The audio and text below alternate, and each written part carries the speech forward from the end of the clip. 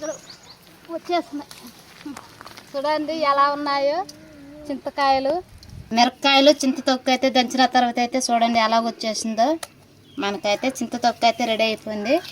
ఇప్పుడు మనం తీసేసుకునేద్దాం. Hi friends, welcome to MG vlog videos. Friends ఎలా ఉన్నారు ఫ్రెండ్స్? బాగున్నారా? మేమైతే బాగున్నాం. మీరు కూడా బాగుండాలని మనస్ఫూర్తిగా కోరుకుంటున్నాను. ముందుగా మా ఛానల్ కొత్తగా చూసే వాళ్ళు సబ్స్క్రైబ్ చేసుకుని ఈ వీడియోకి అయితే ఒక లైక్ వేసుకోండి. ఈరోజు మన వీడియో ఏంటంటే చింతకాయల తొక్కు అయితే ఎలా చేస్తారనేది మీకైతే చూపించబోతున్నాను. ముందుగా అయితే మన వీడియోని అయితే స్కిప్ చేయకుండా చూడండి. చింత తొక్కు ఎలా చేస్తారనేది మీరు అయితే చూడాలనుకుంటే ముందుగా అయితే మనం చింత చెట్టు దగ్గరికి అయితే పోవాలి. పోయి అయితే చింతకాయలు అయితే కోసేసుకుందాము. చింత చెట్టు ఏడో లేదు, మా ఇంటి దగ్గర ఉన్నదనమాట. ఇంటి ముందు ఇదిగో చూడండి ఒకసారి చింత చెట్టు ఎలాగున్నదో. ఇప్పుడైతే చింతకాయలు అయితే బాగా కాసేస్తున్నాయి అన్నమాట. చెట్టు నిండాకైతే ఉన్నాయి చింతకాయలు. ఇప్పుడు పక్క మీడియంలోకి అయితే వచ్చేస్తున్నాయి. కోసుకొని చింత తొక్కు ఎలా చేస్తారనేది మీరైతే చూడబోతున్నారు. పెద్ద కాయలు కూడా వచ్చేస్తున్నాయి.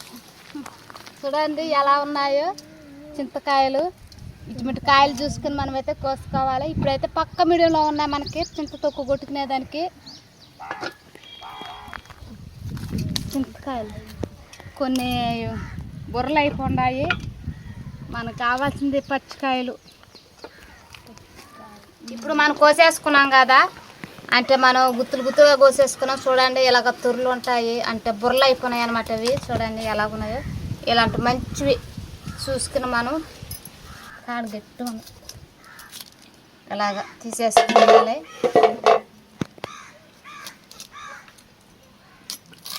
ఇలా పుచ్చులు ఉంటాయి, కట్ చేసుకుని వేసుకుంటూ ఉండాలి. చూడండి పుచ్చున్నదిగా చూసేదానికి మంచి కాయగా ఉంది, కానీ పుచ్చులు ఉంటాయి. అటువంటి చూసుకొని మనం వేసుకోవాలి.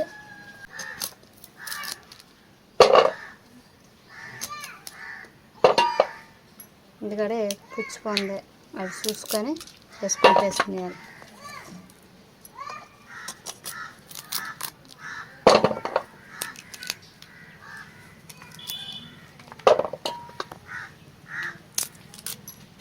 ఇలాగా పుచ్చివి మంచివి చూసి ఏర్పించుకోవాలి.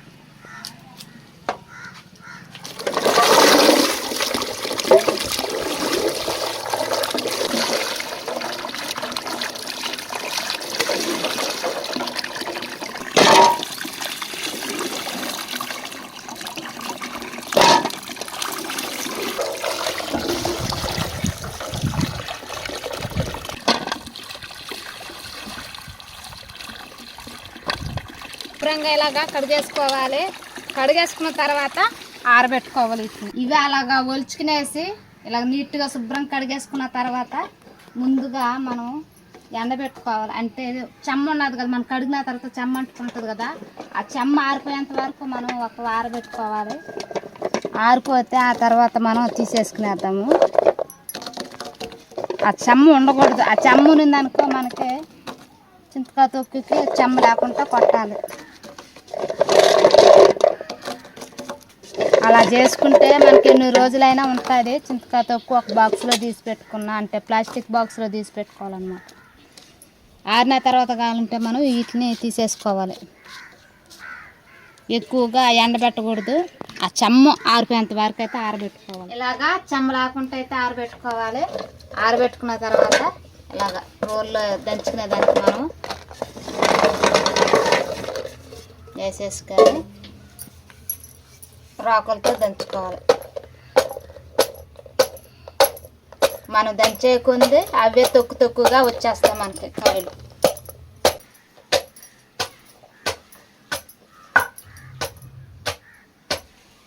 ఇలా దంచుకుంటే అవునేసరికి చూడండి ఎలా వచ్చేసినాయో.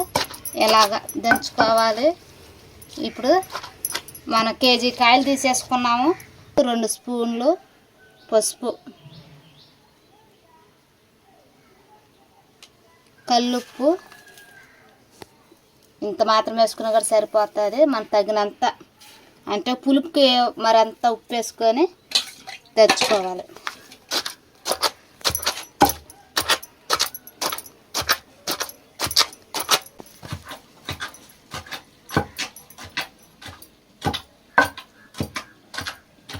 అనమాట.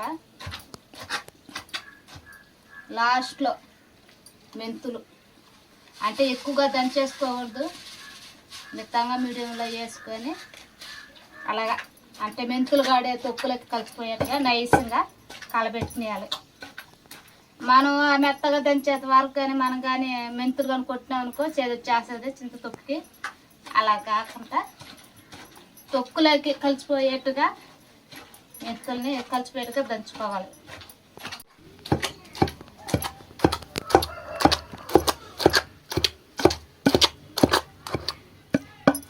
చింతకాయ తొక్కు అయితే రెడీ అయిపోయింది. చూడండి ఎలా వచ్చేసిందో. ఇలాగొచ్చేయాలి చింతకాయ తొక్కు. ఎక్కువగా మెత్తగా కొట్టుకోకూడదు అనమాట. ఇప్పుడు బాక్స్లోకి అయితే తీసేసుకుందాము. బాక్స్లో కానీ మన సీసా జాలరు ఉన్న వాళ్ళు తీసుకుని పెట్టుకోవచ్చు.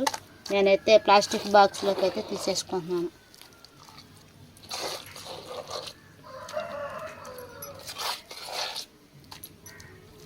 చింత తొక్కు రెడీ అయిపోయింది. చింత తొక్కు మనకు కావాల్సినప్పుడు అవసరానికి మన తగినంత అయితే తీసుకోవాలి. నేనైతే ప్రస్తుతానికైతే నాకైతే చింత తొక్కు చేసుకోవాలనేసి తీసేసుకుంటున్నాను.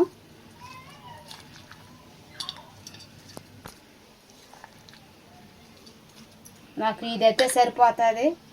ఇప్పుడు దీన్ని ఇలా ఉట్టుగానే చేసుకుని తినకూడదు. మనం ఇప్పుడు మామూలుగా పచ్చిమిరపకాయలు ఒక నూనెలో వాడ్చుకుని అయితే చేసుకోవాలి. అది కూడా చూపిస్తాను. వీడియోని అయితే స్కిప్ చేయకుండా అయితే చూడండి. ఇలా నూనెలో అయితే మిరపకాయలు వాడ్చుకుని వచ్చైతే మళ్ళీ రోళ్ళు అయితే వేసుకొని దంచుకోవాలి.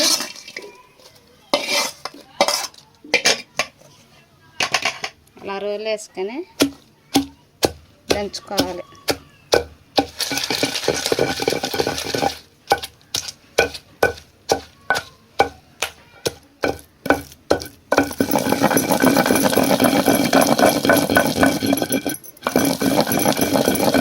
మిరపకాయలు అయితే మెత్తగా అయితే వచ్చేసింది. చూడండి పచ్చడి పేస్ట్ అయితే ఎలాగ వచ్చేసిందో. ఇప్పుడు మనం చింత తొక్కుగాడే వేసేసుకోవాలి.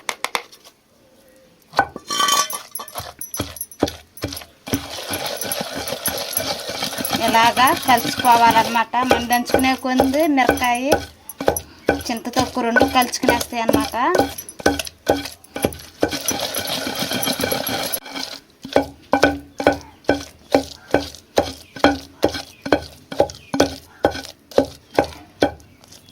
మిరపకాయలు చింత తొక్కు అయితే దంచిన తర్వాత అయితే చూడండి ఎలాగ వచ్చేసిందో. మనకైతే చింత తొక్కు అయితే రెడీ అయిపోయింది. ఇప్పుడు మనం తీసేసుకునేద్దాం.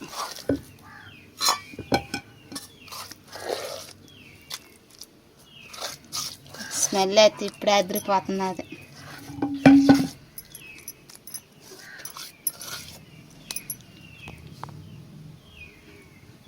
ఆయిల్ పోసుకోవాలి. ఆయిల్ కాగనిచ్చైతే ఆవాలు జీలకర్ర వేసుకోవాలి.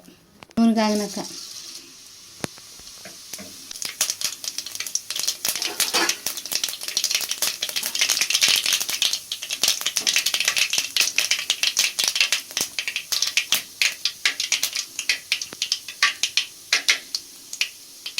ఎండుమిరపకాయలు,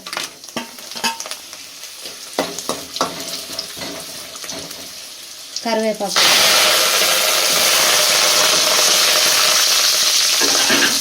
అలాగా అన్నీ పక్కనగా వాడుకొని మనం రెడీ చేసి పెట్టుకున్న చింతకాయ తొక్కు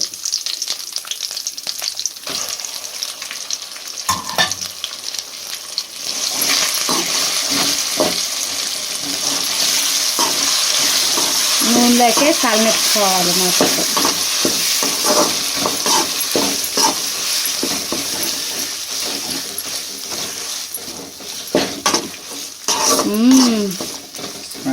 మొత్తం ఇలాగ తిరుమతి చేసి చింత తొక్కు మనం చేసి పెట్టుకుంది వేసేలాగా ఎలాగుందంటే వాసన అయితే అద్దరిపోయింది. చూడండి చూసేదానికే నోరు ఊరిపోతున్నది. గుమ్మగుమ్మలాడే చింతకాయ తొక్కు అయితే రెడీ అయిపోయింది. చూసినారు కదా నేను ఏ విధంగా అయితే చేసుకుని వచ్చినానో. కాకపోతే మనకి ఆ చింతకాయ తొక్కు మనకి ప్లాస్టిక్ బాక్స్లోకి తీసుకున్న తర్వాత ఒక 3 రోజులకో వారానికో మనకి బాగా ఊరిపోతుంది. ఆ ఊరిపోయిన తర్వాత మనం ఆ పేస్ట్ తని తీసుకుని ఇలాగ మనం పచ్చిమిరపకాయలు దంచుకుని ఇలా కొట్టుకుని కానీ తింటే వాసన అయితే మహా అదిరిపోతున్నది. చూస్తుంటే కాడే నోరు ఊరిపోతున్నది. ఇప్పుడు దీని అయితే నేనైతే నైస్గా అయితే టేస్ట్ అయితే చేయబోతున్నాను.